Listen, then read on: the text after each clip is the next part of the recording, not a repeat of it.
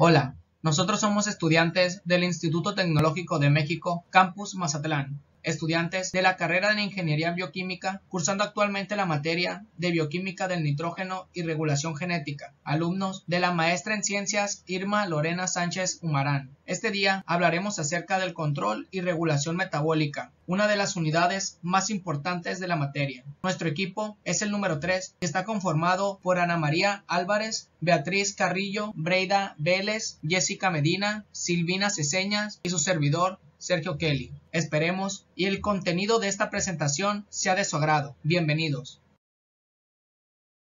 Control y regulación metabólica. Los procesos de regulación y control metabólicos participan en la generación de energía y de biosíntesis, ya que los procesos de anabolismo y catabolismo se realizan por medio de enzimas. Estas formas de control se pueden llevar a cabo por medio de control por sustrato, alostérico, por retroalimentación, mediante carga energética y por modificaciones de la enzima, las cuales se basan en que la producción de algunos productos inhiben a ciertas enzimas y provocan la activación de otras para la producción de nuevos compuestos. Esto nos expresa que cuando nosotros consumimos diferentes tipos de alimentos, estos ingresan en nuestro organismo, viajando por diferentes vías metabólicas, ya sea hacia una ruta anabólica o catabólica, describiendo entonces si ese compuesto se descompondrá en moléculas más simples liberando energía para el cuerpo o si se unió a otras moléculas para sintetizar y crear un nuevo compuesto. Ahora hablaremos acerca del metabolismo.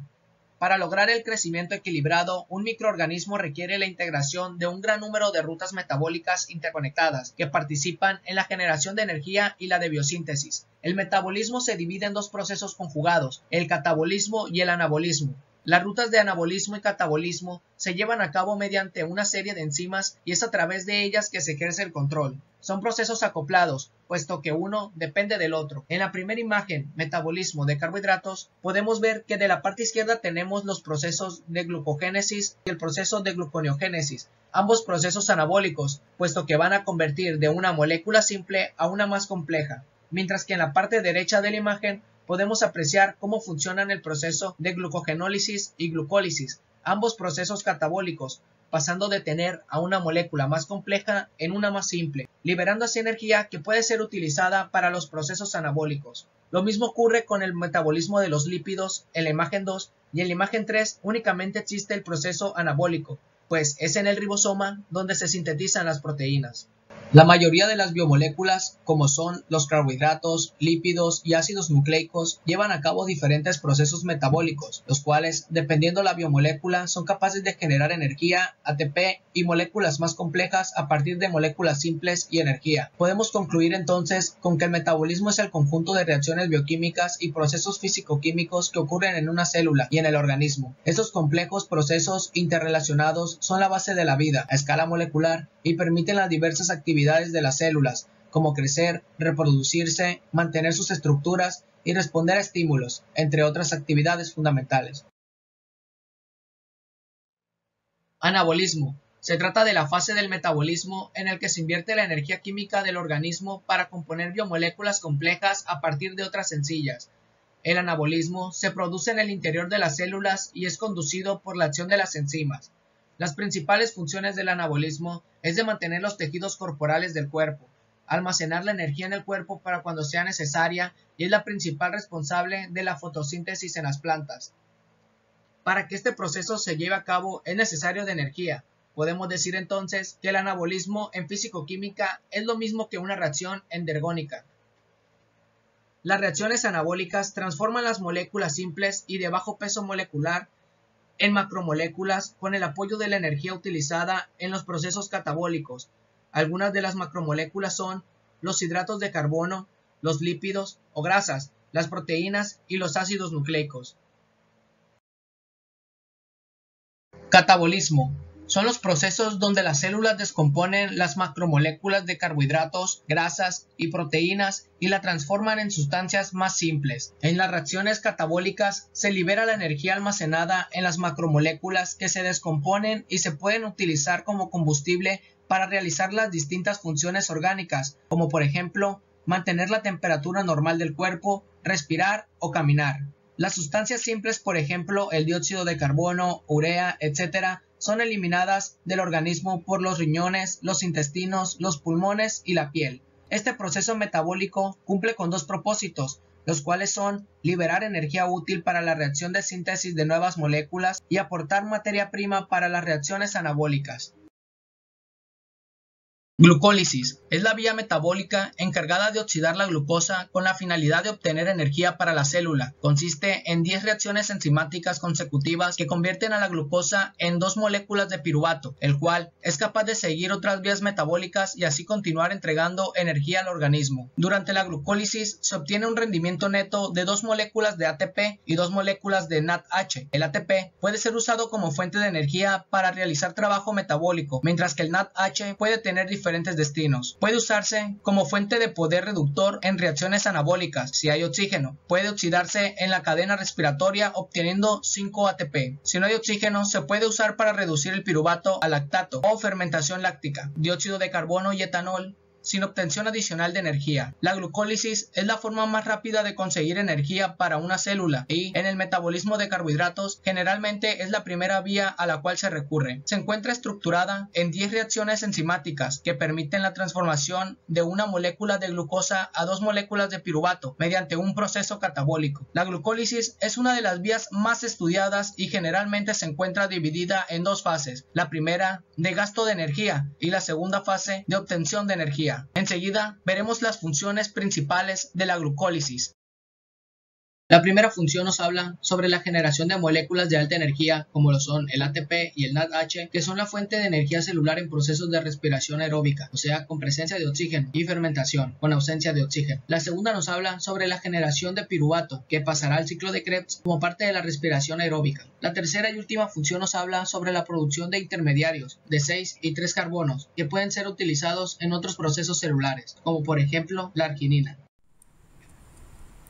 La glucólisis se regula enzimáticamente en los 3 puntos irreversibles de esta ruta. Esto es, en la primera reacción, glucosa pasa a glucosa 6-fosfato por medio de la enzima hexoquinasa. Esta enzima que cataliza la primera reacción de la vía glucolítica. En la tercera reacción, fructosa 6-fosfato pasa a fructosa 1,6-bifosfato por medio de la fosfofructosa quinasa. Esta es una enzima que regula por insulina y en el último paso es fosfoenolpiruvato, que es también conocido como sistema fosfotransferasa. Es un método distintivo de transporte activo utilizado por bacterias para la incorporación de azúcares por la enzima piruvato quinasa. Como se muestra en el esquema, son los puntos de regulación enzimática en la glucólisis, donde tenemos la enzima hexoquinasa. Es un punto de regulación de poca importancia, ya que se inhibe cuando hay mucha glucosa 6-fosfato en músculo, pero se dice que es un punto poco importante, ya que la glucosa 6-fosfato se utiliza para otras vías.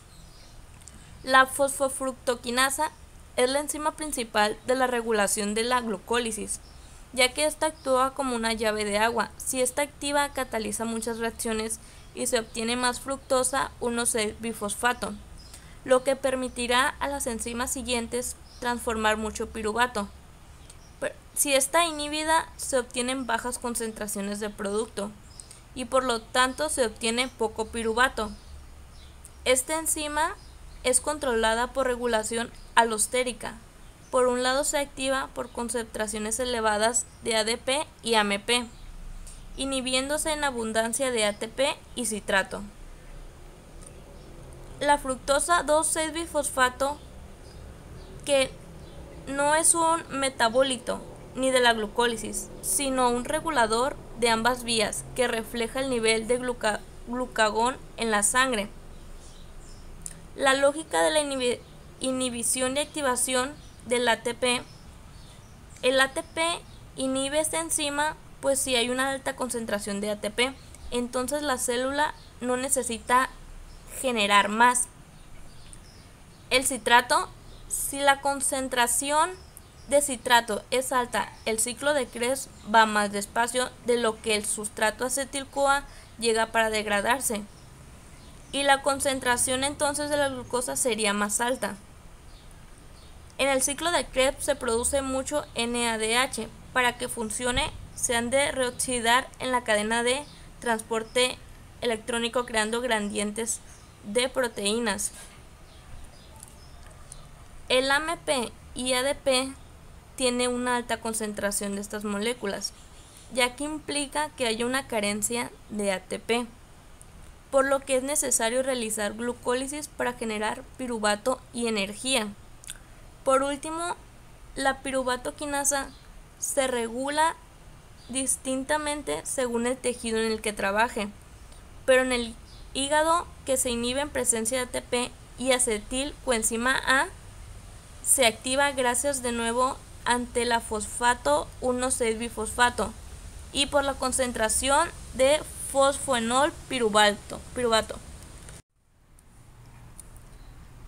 La beta-oxidación es un proceso catabólico de los ácidos grasos en el cual sufren remoción mediante la oxidación de un par de átomos de carbono sucesivamente en cada ciclo del proceso, hasta que el ácido graso se descompone por completo en forma de moléculas acetil-CoA, que serán posteriormente oxidados en la mitocondria, para generar así energía química en forma de ATP. La bioxidación de ácidos grasos consta de 4 reacciones recurrentes. El resultado de estas reacciones son unidades de 2 carbonos en forma de acetil-CoA, molécula que puede ingresar en el ciclo de Krebs, y coenzimas reducidas, que pueden ingresar en la cadena respiratoria.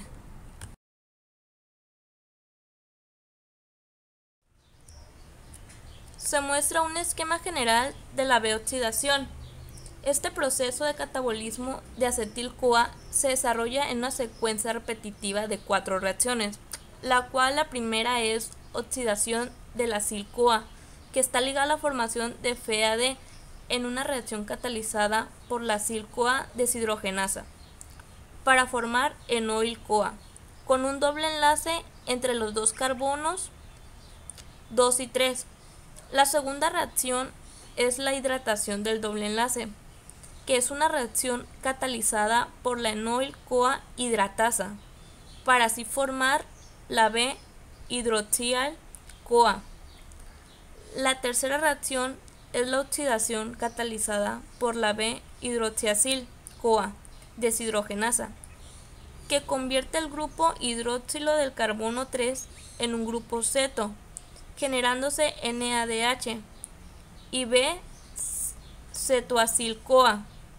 En la cuarta reacción, escisión o tiólisis, también llamado del B-cetoacil-CoA, es una reacción que cataliza la tiolasa, conduciendo así a la formación de acetil-CoA y un acil-CoA, acortando en 2 átomos de carbono.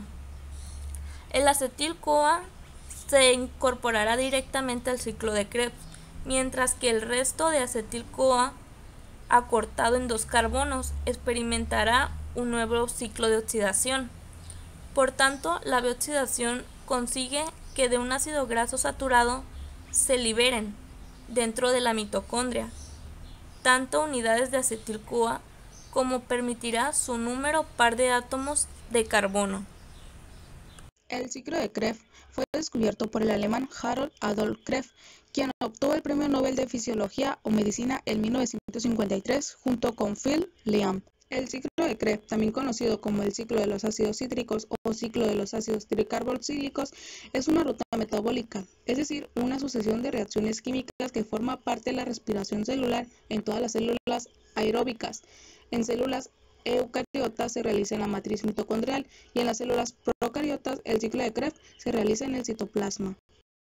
En organismos aeróbicos, el ciclo de Krebs es parte de las vías catabólicas que realiza la oxidación de los glúcidos, ácidos y aminoácidos para producir CO2, liberando energía de esta forma utilizable. El ciclo de Krebs también proporciona precursores para muchas biomoléculas, como ciertos aminoácidos. Por ello, se considera una vía anfibólica, es decir, catabólica y anabólica al mismo tiempo. El acetil-CoA también conocida como acetilcoenzima A, es el principal precursor del ciclo. El ácido cítrico o citrato de 6 carbonos se obtiene en cada ciclo por la condensación de un acetil-CoA, que consta de 2 carbonos, con una molécula de oxalacetato, que consta de 4 carbonos. El citrato produce en cada ciclo una molécula de oxalacetato y 2 de CO2. Los 2 carbonos de acetil-CoA son oxidados a CO2 y la energía que estaba acumulada es liberada en forma de energía química, GTP y poder reductor, NADH y FADH2. NADH y FADH2 son coenzimas capaces de acumular la energía en forma de poder reductor para su conversión en energía química en la fosforilación oxidativa. Regulación enzimática del ciclo de Krebs. Muchas de las enzimas del ciclo de Krebs son reguladas por retroalimentación negativa, por unión alostérica del ATP, que es un producto de la vía y un indicador del nivel energético de la célula. Entre estas enzimas se incluye el complejo del piruvato deshidrogenasa, que sintetiza el acetil-CoA necesario para la primera reacción del ciclo a partir del piruvato, procedente de la glucólisis o catabolismo del aminoácido. También las enzimas citrato sintasa, isocitrato deshidrogenasa y acetoglutarato deshidrogenasa, que catalizan las 3 primeras reacciones del ciclo de Krebs, son inhibidas por alta concentración de ATP. Esta regulación frena este ciclo degradativo cuando el nivel energético de la célula es bueno. La fosforilación oxidativa es un proceso metabólico que utiliza la energía liberada por la oxidación de nutrientes para producir adenosin trifosfato, mejor conocido como ATP. Se le llama así para distinguirla de otras rutas que producen ATP con menor rendimiento, llamadas a nivel de sustrato. En la fosforilación oxidativa, los electrones liberados de la molécula de alimento en rutas como el ciclo de Krebs son transferidos con el oxígeno y la energía es liberada para sintetizar adenosin trifosfato.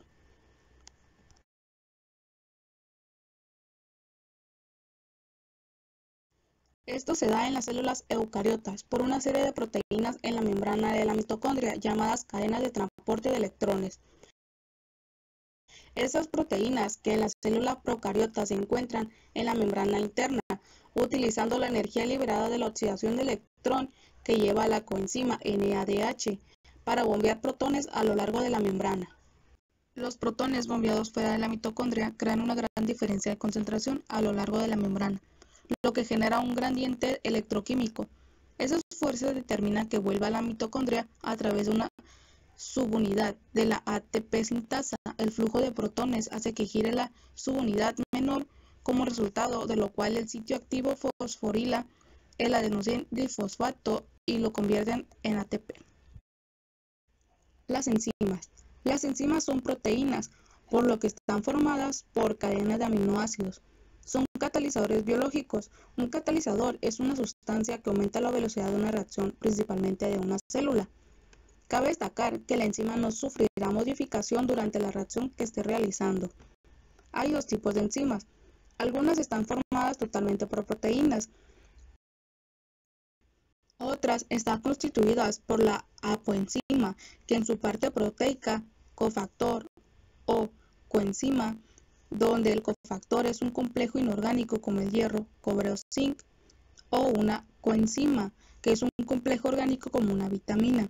Esto unido a la holoenzima, que cuenta con un sitio activo a donde se ha de unirse un sustrato o, en dado caso, el inhibidor. En nomenclatura tenemos la trivial y la sistemática.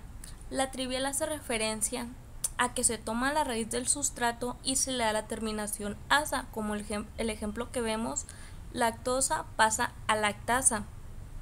De igual manera hay otros ejemplos como la urea pasa a ureasa, caseína a caseinasa, lípido lipasa, proteína proteasa, agregándole la terminación del sustrato asa.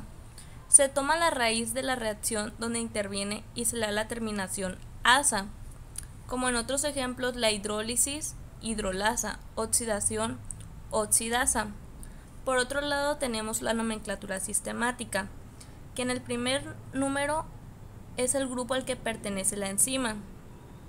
el segundo es el subgrupo y el tercero hacia donde va la molécula que se retira.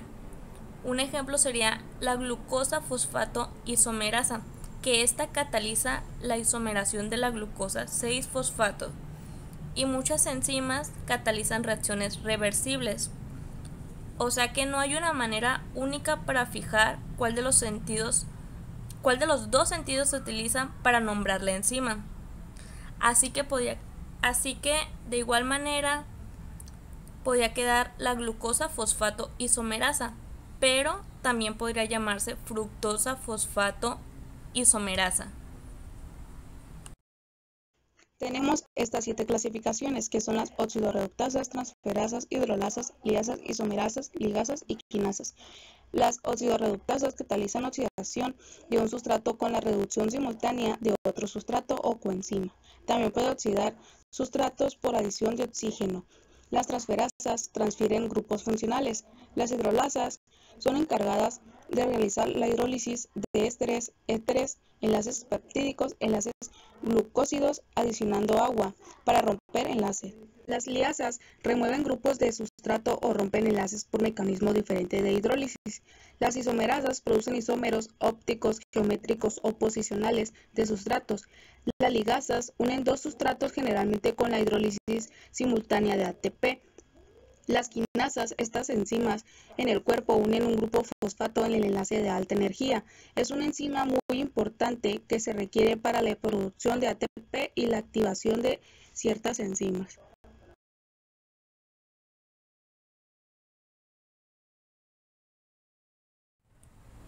Como se muestra en la imagen, la energía de activación puede ser el calor. Las enzimas van disminuyendo la energía de activación al formar un complejo con el sustrato para producir un estado de transición o activado de menor energía que en el caso de que no estuvieran presentes. Va disminuyendo la energía de activación debido a su complementariedad y por tanto provoca una disminución en el tiempo requerido para que se forme el producto, es decir, aumentar la velocidad. Continuaremos con el tema inhibición enzimática. El inhibidor es una molécula que interactúa con la enzima y disminuye su actividad catalítica.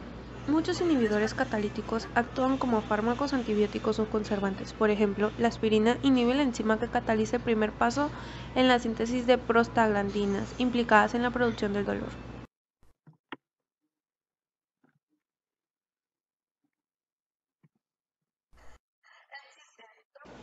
Existen dos tipos de inhibición, reversible e irreversible. Reversible se enlaza a la enzima pero no permanentemente, con lo que la inhibición es transitoria. De este tipo existen tres: competitiva, no competitiva y acompetitiva. La irreversible se enlaza permanentemente a la enzima, con lo que la inhibición es completa. Los inhibidores reversibles se unen covalentemente a la enzima, con lo cual es muy difícil de eliminar. Hablemos de los tres tipos de inhibición reversible. La inhibición acompetitiva. El inhibidor no se une al mismo sitio que el sustrato, sino que reacciona con la enzima en un punto distinto al centro activo, pero es solo en el caso de que éste esté unido al sustrato formando el complejo enzima-sustrato. De esta forma impide que la enzima desarrolle su actividad catalítica. En la inhibición competitiva, es una sustancia similar en estructura al sustrato con quien compite por el sitio activo de la enzima. El inhibidor se une a la enzima reversiblemente en el mismo sitio que el sustrato y por lo tanto el inhibidor y el sustrato compiten por el mismo sitio. En la inhibición no competitiva, el inhibidor no se une al mismo sitio que el sustrato. Puede combinarse tanto con la enzima libre como con el complejo enzima-sustrato sin afectar el sitio activo de la enzima. Al no unirse al inhibidor al sitio activo, no se afecta a la afinidad de la enzima por el sustrato. En la inhibición irreversible, el inhibidor se une a la enzima de forma covalente y permanentemente, por lo cual la inactiva de manera irreversible. Casi todos los inhibidores irreversibles son sustancias tóxicas naturales o sintéticas. Estas reaccionan con un grupo funcional importante para la catálisis, bloqueándolo e impidiendo que la enzima desarrolle su actividad. Por ejemplo, el gazarín inhibe irreversiblemente enzimas implicadas en la transmisión del impulso nervioso y su inhalación causa parálisis rápida de las funciones vitales.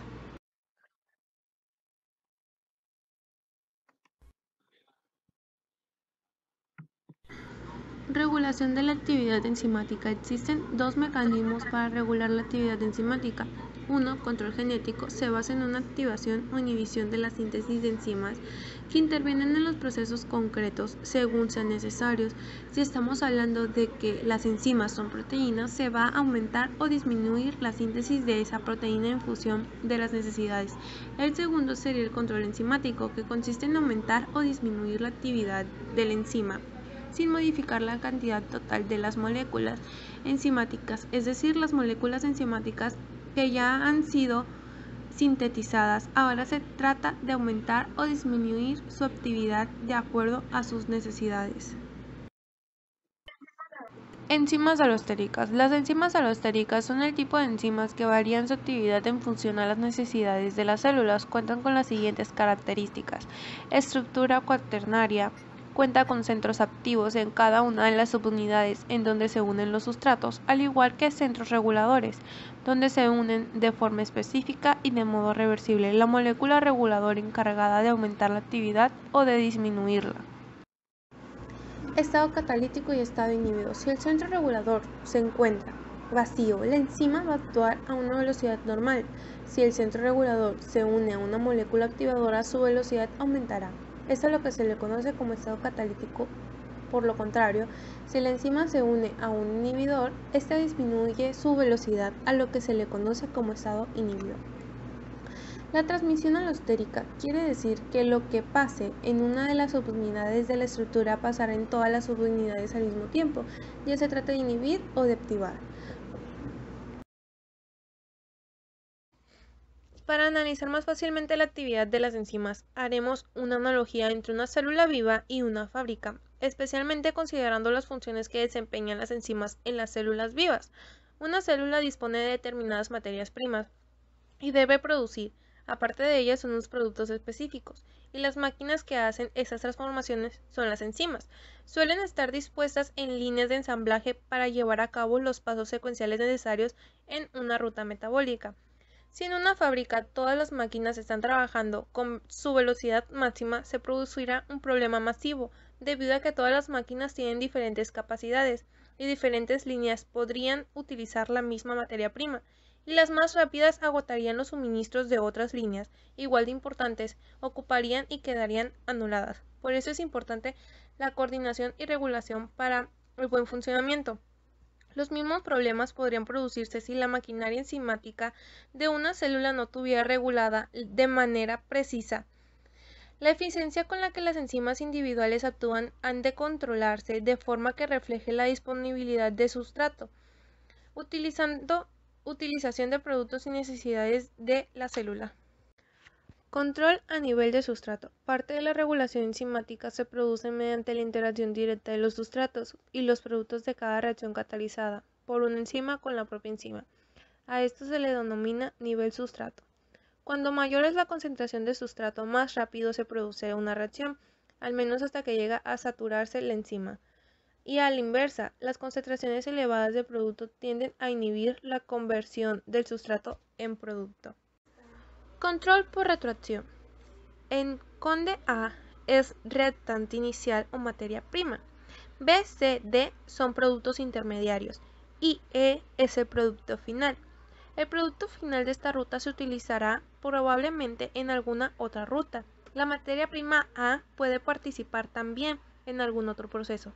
Si suponemos que la utilización de E disminuye bruscamente y lo demás continúa anormalmente, E se acumularía y el consumo de A continuaría. Esto sería un proceso ineficaz y uno más eficaz resolvería el problema, controlando las contracciones de E, y cuando esta sustancia se acumularía enviaría una señal hacia atrás para inhibir su producción.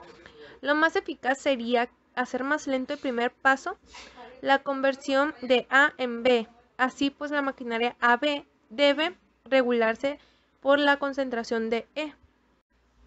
Un ejemplo excelente es la enzima aspartato carbomoil transferasa, que es una enzima clave en la síntesis de pirimidinas. La glutamina, el glutamato y el aspartato se utilizan también para la síntesis de proteínas, pero una vez que el aspartato sea carbomoilado para formar N-carbomoil L-aspartato, la molécula se destina a la síntesis de pirimidinas. Así, la enzima debe de ser sensible a las necesidades de pirimidinas. El aspartato carbomoil transferasa se inhibe por citidina, trifosfato y se activa con ATP. Cuando las concentraciones de citidina, trifosfatos son altas, no son necesarias las pirimidinas. En cambio, el ATP elevado indica una abundancia de purinas, indicando el aumento de síntesis de purinas. ¿Qué es un gen? Los genes son unidades de almacenamiento de información genética, segmentos de ADN que contienen la información de cómo debe funcionar la célula del organismo. Estos contienen elementos que indican de dónde a dónde se debe leer y de la cantidad de estos depende de la formación de la proteína. Se encuentran en los cromosomas en el núcleo de la célula. Hay aproximadamente 20.000 genes en cada célula del cuerpo humano. Juntos constituyen el material hereditario para el cuerpo humano y la forma como funciona. ¿Qué es regulación genética? Es un proceso de activación y desactivación de los genes. Se asegura de que los genes apropiados se expresen en los momentos adecuados. Se lleva a cabo por la variedad de mecanismos, la modificación química de los genes y la activación o desactivación de los mismos mediante las proteínas reguladoras. El siguiente punto es por qué es importante la regulación a nivel DNA. Es importante pues porque la célula requiere de una cantidad de enzimas y análisis de proteína en sangre, pues para poder llevar a cabo toda esta serie de procesos metabólicos, ya debido al elevado coste en la síntesis de estas biomoléculas. Ahora hablaremos de los puntos de regulación genética importantes en la síntesis de proteína, que pues en este caso son 7. El primero es la síntesis de transcripto primario del RNA, el segundo modificación post-transcripcional de mRNA, el tercero degradación del RNA mensajero, el cuarto síntesis proteica, el quinto modificación post-traducción de las proteínas, el 6 distintos y transportes de las proteínas y el 7 pues degradación de las proteínas. La regulación genética comprende todos aquellos procesos pues que afectan la acción del gen pues a nivel de traducción o transcripción, regulando los productos funcionales de un gen. Todos los puntos que vimos anterior de la regulación es como la expresión genética que se lleva a cabo cuando enteramente a nivel transcripcional. Aquí en la imagen es como se puede decir como un ciclo de la regulación genética de la función de cada uno de los puntos que vimos. El primer punto, que es la síntesis de transcripto primario del RNA, viene siendo como los tipos y estructuras del RNA, como la polimerasa en los organismos procariotas y eucariotas, los promotores, mecanismos de iniciación de la transcripción, terminación, síntesis del RNA, pues entre otras cosas. El siguiente punto es la modificación por transcripcional, que pues esto sucede cuando un precursor del RNA madura durante la síntesis de proteína, y pues esto se da por 3 pasos, que el primero es cuando el precursor de una gran variedad pues de proteína se modifica en poliadelinación, pues el segundo es cuando se le agrega la cadena propulsión del fragmento de la cadena y se promueve la asociación de la proteína, y pues ya el último es cuando se retira los intrones y partes no útiles de la síntesis de proteína, pues dejando los exones y pues forma la molécula, el RNA M. La degradación de moléculas mensajeras intermediarias detiene la expresión genética, ya que los genes poseen la información para la síntesis de proteína que se transfieren del ADN a los mecanismos de la síntesis del RNA. Entonces, pues la degradación es como el método eficaz para la detención de la expresión genética. El 4, que es la síntesis proteica, es como un proceso general de la expresión genética. El quinto punto, que es la modificación post-traducción de las proteínas, es como un cambio que ocurre en la síntesis de las ribosomas, que ya es como el paso final de la síntesis de proteínas. Las proteínas son las efectuadoras de muchas funciones celulares. Las modificaciones posttraduccionales de las proteínas pues inducen a una gran variación de cambios estructurales y funcionales pues que construyen un mecanismo esenciales de la regulación en su activación biológica. El conocimiento de estas modificaciones es la clave para comprender pues todo el proceso de nuestro cuerpo, de cómo funciona y pues muchas cosas. El punto 6, que es el destino y el transporte de las proteínas, es como que cuando es llevada ya al punto correcto donde es. Y el último punto, que es la degradación de las proteínas, pues la degradación de proteínas se da con la finalidad de reciclar o degradar los aminoácidos. Represión. Es el mecanismo por el cual la presencia de exceso de producto de una vía apaga la síntesis de una enzima clave de esa misma vía. Un ejemplo es la síntesis de hemo. Se encuentra regulada por la presencia del ala-sintasa, que es la enzima clave de la vía. Inducción. Es la capacidad que tienen los organismos para sintetizar ciertas enzimas solo cuando éstas las necesitan. El término inducción se refiere también a la activación de la transcripción de un gen como consecuencia de un inductor que interactúa con una proteína reguladora. Expresión. Es un término que frecuentemente se utiliza para describir la transcripción de un gen que lleva a la traducción de un producto proteínico. Por lo tanto, la expresión genética es sinónimo de expresión proteínica. Operador. Es la región del DNA que interactúa con una proteína represora para controlar la expresión de un gen o una serie de genes. Promotor. Es la secuencia de bases de una molécula de DNA que la RNA polimerasa reconoce y a la que se une, promoviendo así la transcripción. Represor.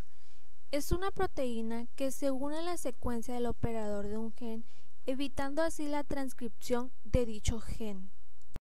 El siguiente punto es el mecanismo responsable de su transmisión y variación. El gen se define como la unidad mínima donde se guarda toda la información genética.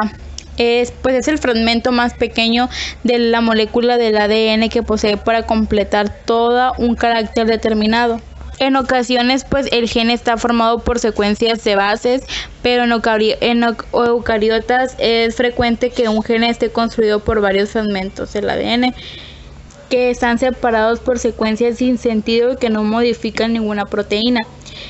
Con sentido a las proteínas hay dos tipos para fabricar, que son los exones y los intrones. Los exones son las series de nucleótidos en el ADN y el ARN que se conserva por la creación del ARN maduro. Es el proceso por el cual el ADN es utilizado, mientras que un patrón para crear el mRNA, que se llama transcripción, y el mRNA entonces trabaja juntamente con las ribosomas y el ARN de transferencia. Ambos presentan el citoplasma para crear las proteínas en un proceso conocido como traslación.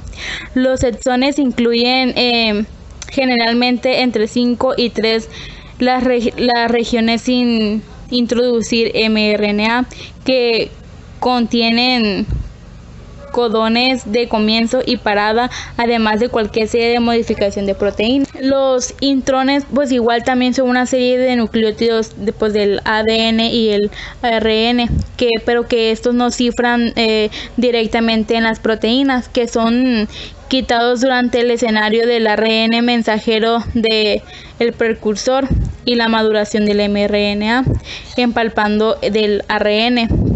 Los intrones pueden colocar el tamaño a partir de 10 pares bajo 1000 pares bajos y pueden controlarse en la ampliación de variedad de genes del ARN del organismo, pues igual incluyendo virus o cualquier tipo de distintos intrones. Regulación de expresión del gen. La regulación de la expresión del gen se realiza por dos mecanismos: inducción y represión. En los procariontes, solo una porción de los genes de las células se expresa. Una situación similar se presenta en los eucariontes, pero existe también la restricción de que en los organismos multicelulares que muestran diversificación en diversos tejidos y órganos, ciertos genes solo expresan en algunas etapas del crecimiento o en células de un tejido u órgano particular. De esta manera, no es de esperarse encontrar una célula hepática que forme anticuerpos o una célula del cerebro que forme hemoglobina. Una de las áreas más importantes de la biología molecular moderna es entender los mecanismos por los cuales las células reprimen la expresión de genes particulares. Un ejemplo de la regulación de la expresión genética en procariontes es el control de los genes que intervienen en la utilización de la lactosa por la bacteria E. coli. La lactosa es un azúcar que E. coli puede utilizar para crecer, pero existen otros azúcares como la glucosa que son sustratos mucho mejores para el crecimiento. Cuando E. coli se cultiva en un medio que contiene tanto glucosa como lactosa, comienza a utilizar solo la glucosa.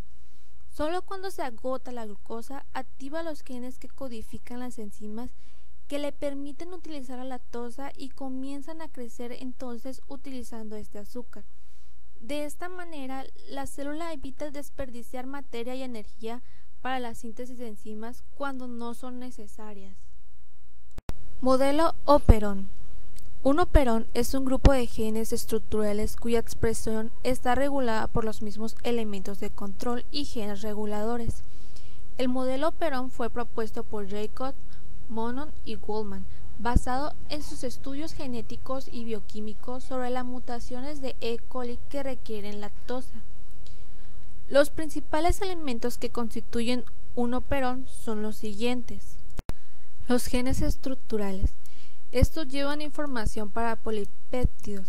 Se trata de los genes cuya expresión está regulada. Los operones bacterianos pueden obtener varios genes estructurales, que son poligénicos o policistrónicos. Hay algunos operones bacterianos que tienen un solo gen estructural. Los operones eucarióticos suelen contener un solo gen estructural, siendo monocistrónicos. El promotor. Se trata de un elemento de control que es una región de ADN con una secuencia que es reconocida por la ARN polimerasa. El operador. Se trata de otro elemento de control que es una región del ADN con una secuencia que es reconocida por la proteína reguladora. El operador se sitúa entre la región promotora y los genes estructurales. Abreviadamente se le designa por la letra O. El gen regulador. Secuencia de ADN que codifica para la proteína reguladora que reconoce la secuencia de la región del operador. El gen regulador está cerca de los genes estructurales del operón, pero no está inmediatamente al lado. Proteína reguladora. Proteína codificada por el gen regulador. Esta proteína se une a la región del operador. Inductor. Sustrato o compuesto cuya presencia induce la expresión de los genes. El siguiente punto es operón de lactanza. Primero vamos a ver qué es el operón. El operón viene siendo como una unidad de expresión y regulación genética bacteriana, pues que incluye los genes estructurales y elementos de control del ADN. Bueno, ahí en imágenes viene siendo como la regulación del operón de lactanza. Entonces, si no hay lactanza, el represor está en forma activa y los genes estructurales no se transcriben, con lo que la célula no tendrá las enzimas para metabolizar. También cuando no está presente la lactanza, esta se une al represor y lo inactiva. Y el operador, que está libre, descadena la transcripción de los genes estructurales, con lo que tendrá que sintetizar las enzimas necesarias para metabolizar la lactanza. Entonces, cuando haya desaparecido la lactasa, el represor volverá a su estado activo y dejará de transcribirse los genes X y Y. Es lo que explica más o menos la imagen de cómo entra la lactasa y cómo pasa por los procesos. El siguiente punto es el operón triptófano, que es un sistema de tipo reversible, pues ya que el aminoácido triptófano impide pues la expresión de los genes necesarios para su propia síntesis, pues cuando hay un nivel elevado de triptófano, y cuando hay un nivel muy bajo se transcriben los genes. El operón de triptófano es igual o semejante al operón de lactasa, que es igual de esencial. En la imagen es el proceso que se lleva a cabo en el operón de triptófano, que la primera parte es la regulación y la otra pues ya la estructura de los genes. La regulación del operón de la vía del triptófano E. coli se divide en dos: cuando no hay triptófano y cuando sí hay. Si no hay triptófano, el represor está en su forma inactiva. Los genes estructurales de la vía del triptófano se transcriben y se traducen, con lo que se sintetiza el triptófano necesario para la célula cuando ya hay suficiente triptófano. En cambio, cuando hay demasiado triptófano, este se une al represor y lo activa. El represor se une al operador inactivándolo. Los genes A, B y C no se transcriben ni se traducen, con lo que la vía de síntesis del triptófano se paraliza, lo que asegura que no se sintetice una cantidad excesiva de triptófano. El siguiente punto pues es la reprensión por catabolitos. Cuando la bacteria crece en aumento que contiene glucosa, pues es preferible ese tipo de azúcar como fuente de energía, pero también tiene pues sus consecuencias, pues ya que los operadores que producen las enzimas necesarias para obtener el azúcar o la energía están bloqueados. Otro punto es que uno de los catabolitos del metabolismo de la glucosa pues actúa a través del MP cíclico, y pues el MP cíclico es muy necesario para la transcripción de toda de los operones que son inhabidos, como el catabolismo de la glucosa. Esto se trata pues por todo un sistema de control positivo. Yo aquí como ejemplo puse la reprensión por catabolito del operón de lactasa, pues es la elección del mejor azúcar para metabolizar, pues como para obtener energía, pues sabemos que es la glucosa, entonces empieza con la glucosa y pues ya va teniendo su propio ciclo para poder tener el control positivo.